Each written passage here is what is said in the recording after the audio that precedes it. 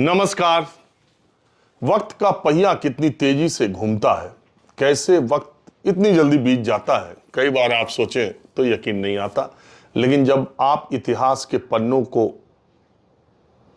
पलटते हैं तो इतिहास की कुछ घटनाएं, कुछ चीज़ें आपके जहन में यादें ताज़ा होती हैं और उसी से आप वर्तमान को बहुत हद तक तौलते हैं, समझते हैं। मैं आज बात कर रहा हूं 24 जनवरी को। भारत के इतिहास में इसलिए भी याद रखा जाएगा कि जननायक कर्पूरी ठाकुर का जन्मदिन है। उससे ज़्यादा उनका जन्मदिन है, उससे ज़्यादा बिहार में आज की तारीख को जिस तरह से राजनीतिक दलों के नेताओं में होड़ मची रहती है कर्पूरी ठाकुर के वारिस होने की वजह से, इसलिए भी ये दिन चर्चा में रहता है। मैं पिछले साल का जिक्र इसलिए कर रहा हूं कि आज ही की तारीख में यानी 24 जनवरी 2024 को देश में लोकसभा चुनाव का पूरा माहौल बन चुका था। 22 जनवरी 2024 को अयोध्या में श्री राम लल्ला के प्राण प्रतिष्ठा समारोह का पूरा ढोल नगाड़े के साथ पूरा कार्यक्रम संपन्न हुआ। हिंदुस्तान के सारे टीवी चैनलों पर निर्बाध रूप से ही वो पूरी कवरेज दिखाई दी। पूरा चार्ज्ड माहौल में लोकसभा चुनाव का आगाज हो रहा था।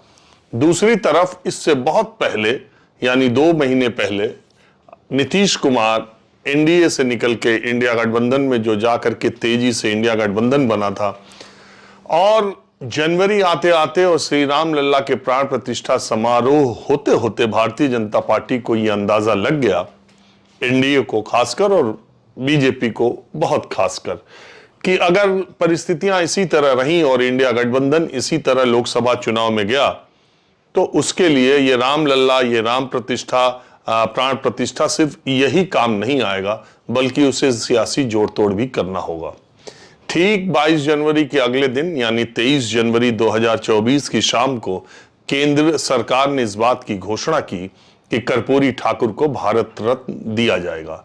36 सालों के करीब 36-37 साल के उनके निधन के बाद भारत सरकार का यह फैसला कर्पूरी ठाकुर को भारत रत्न देने का।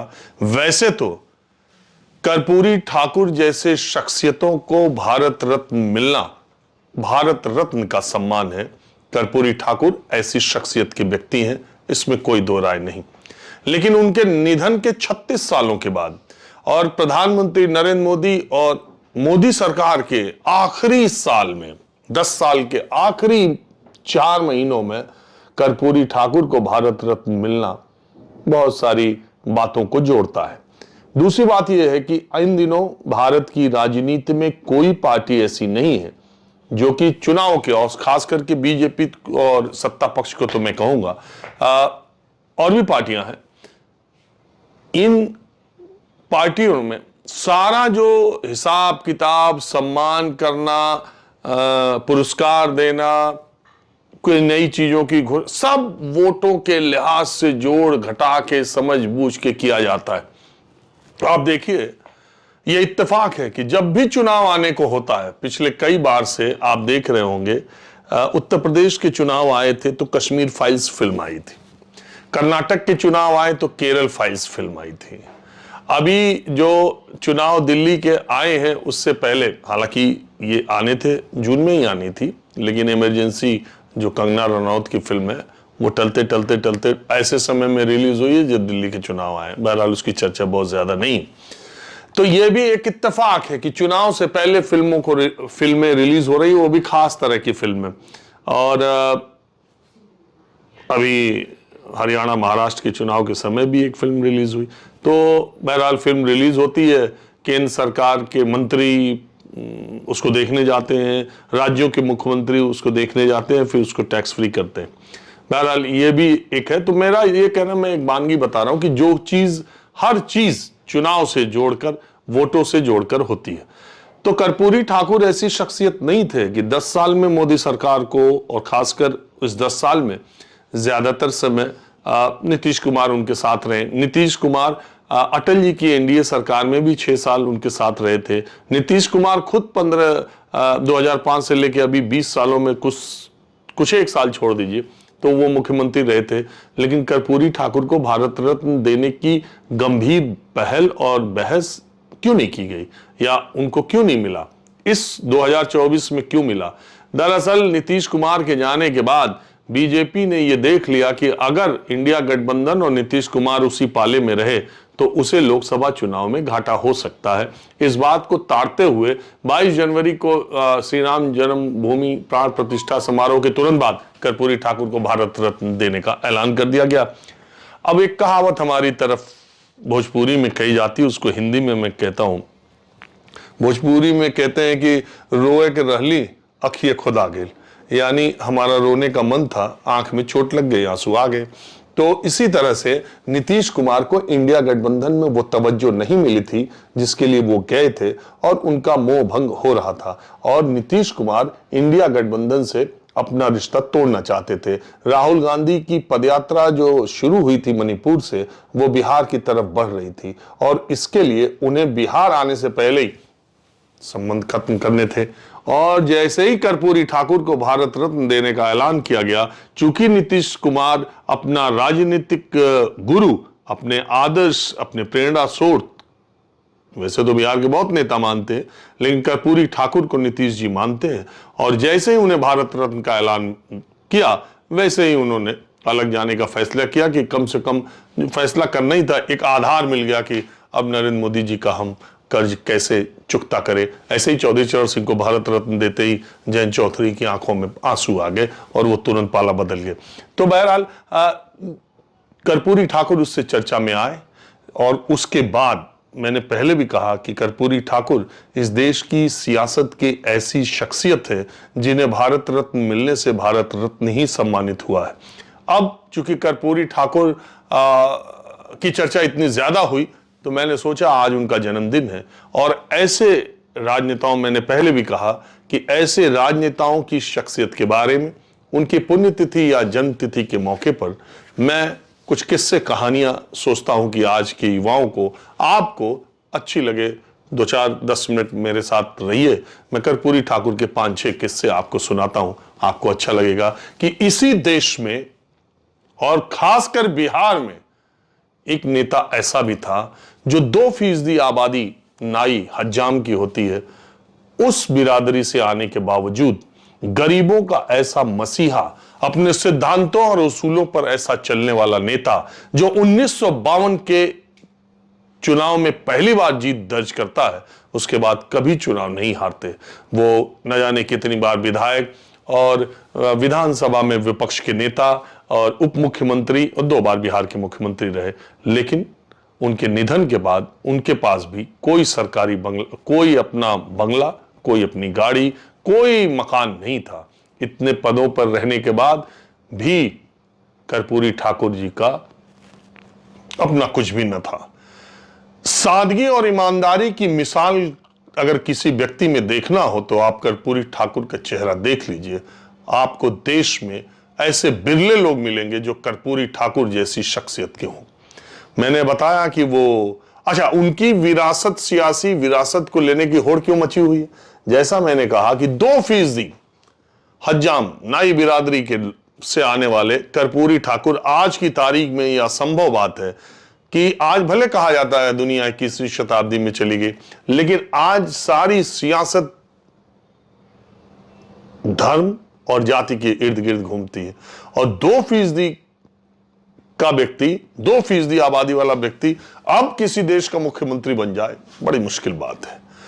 तो बात यह है कि कर्पूरी ठाकुर जी लगातार विधायक बने, उप मुख्यमंत्री बने और मुख्यमंत्री बने। मुख्यमंत्री बनने के बाद मुख्यमंत्री सचिवालय में उन दिनों, आपको मालूम कम होगा, यह भी एक इंटरेस्टिंग बात मैं बता दूं, देश में आज बिहार या पटना चाहे जितना पिछड़ा कहा जाए, नीतीश जी के जमाने में भी लालू यादव के राज को जंगल राज भी कहते हैं, या पहले भी, आज चाहे पटना जहां पे पहुंचा हो, लेकिन एक वक्त था जब देश के जो सचिवालय थे, राज्यों के सचिवालय, उसमें कम ही सचिवालय ऐसे थे जिसमें लिफ्ट लगी थी। आपको यह भी जान के अचरज होगा कि पटना में मल्टी स्टोरीड बिल्डिंग जिसमें लिफ्ट लगी हो, शायद लखनऊ और देश के दूसरे बड़े महानगर जो आज बहुत तेजी से विकसित हुए हैं या आगे निकल गए, दक्षिण के भी जिसमें कुछ शहर हैं, उनसे पहले पटना की बिल्डिंग्स में लिफ्ट लगी थी और मल्टी स्टोरी बिल्डिंग पटना में बनी थी।